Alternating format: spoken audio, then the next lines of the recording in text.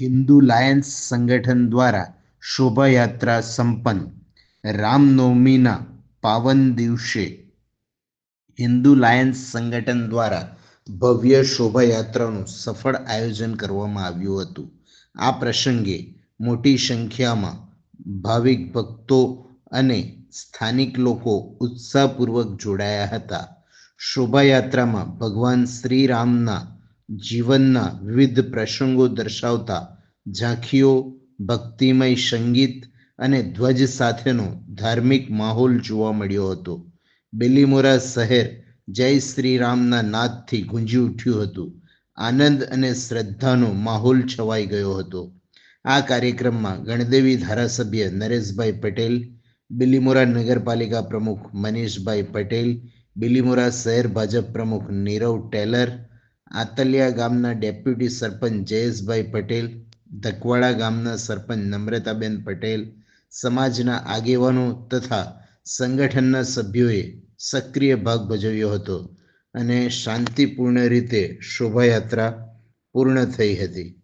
રામનવમીના આ પાવન અવસરે સૌએ એકબીજાની શુભેચ્છાઓ પાઠવી અને ધાર્મિક એકતાનો સંદેશ આપ્યો હતો। સોમનાથ મહાદેવ મંદિરના પટાંગણમાં મહાઆરતી, ત્યારબાદ નાના ભૂલકાઓ દ્વારા ભવ્ય ડાન્સ રજૂ કર્યો હતો। અંતમાં ફાયર શો અને ભવ્ય આતશબાજી પણ કરવામાં આવી હતી। બેલીમોરા પોલીસ સ્ટેશનની સમગ્ર ટીમે પણ ખૂબ સહયોગ પૂરો પાડ્યો હતો।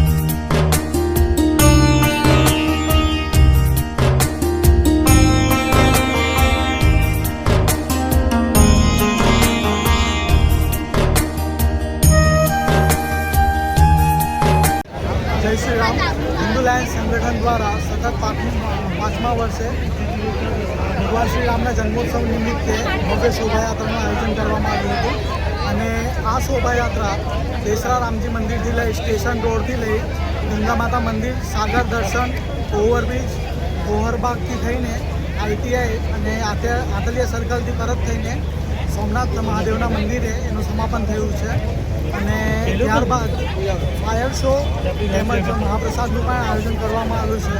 આ શોભાયાત્રામાં હજારો ભક્તોએ ઉત્સાહભેર ભાગ લીધો છે અને આ શોભાયાત્રાને સંપન્ન કરવા માટે ગુજરાત પોલીસનો ખૂબ ખૂબ આભાર વ્યક્ત કરીએ છીએ અને હિન્દુ લાયન્સ સંગઠન દ્વારા જે પણ કંઈ કાર્ય કરવામાં આવે છે તેનો કંઈક ને કંઈક ઉદ્દેશ્ય હોય છે.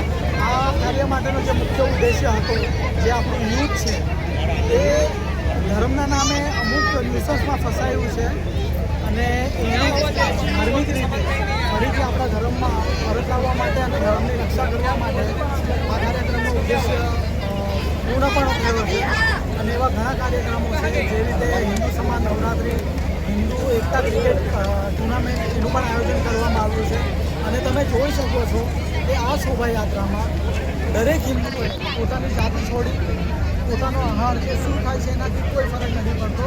કઈ ભાષાનો જ આજે આપણે સમાજને જોઈએ કે ભાષા ઉપર લડાઈ થાય છે, પ્રાંત ઉપર લડાઈ થાય છે, જાતિ ઉપર લડાઈ થાય છે. જ્યારે હિન્દુ લાયન્સ સંગઠન દ્વારા આ તમામને છોડીને આ તમામ હિન્દુઓ હિન્દુ સમાજ એકતાના જે પ્લેટફોર્મ છે એના પર ભેગા થયા છે. તમામ ગણેશ મંડળો હોય કે અન્ય મંડળો, ભજન મંડળો હોય, એ તમામ મંડળો પણ આ પ્લેટફોર્મ પર ઉપસ્થિત રહ્યા છે અને હિન્દુ સમાજ માટે હિન્દુ લાયન્સ સંગઠન સતત આવા કાર્યો કરે છે અને આગળ પણ કરતું રહેશે અને અમારા વિચારોને સમાજ સુધી પહોંચાડવા માટે તમામ પત્રકાર ભાઈઓનો પણ ખૂબ ખૂબ આભાર વ્યક્ત કરીએ છીએ. જય શ્રી રામ.